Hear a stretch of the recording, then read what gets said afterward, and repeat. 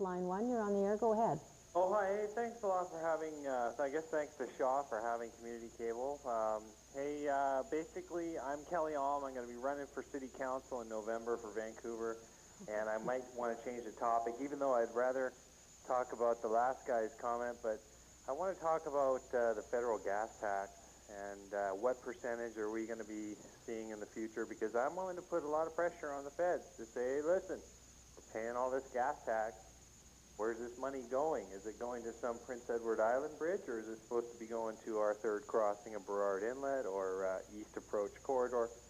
But Libby, you came from council way back when, and I know that you're part of the reduce the car and whatever. But I'm pro, car and transit, okay? And I'm pro electric vehicle, and I think that maybe our environmental concerns might be dissipated if we were to put a third crossing in an air-filtered tunnel and we filter the air and put a bike path on the top. I don't know. I'm just trying to say that is there any way that you can help us from Vancouver saying, hey, we want some of this gas tax revenue to come back to Vancouver? Absolutely, absolutely. That money is being stocked away by Paul Martin somewhere in his general revenue account. So I hope you do raise it civically if you or other candidates are running, because, what I find more and more, Averill, is that, the issues that people are raising, even today, what we've had on the show, I mean, people don't necessarily distinguish between the civic, the provincial, or the federal.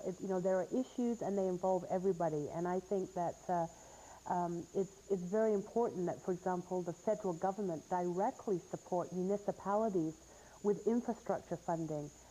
They've been very removed from that, and the amount of money that they've given to infrastructure for things like public transit or for water treatment facility development or the sewage treatment we're talking about, just a mere pittance.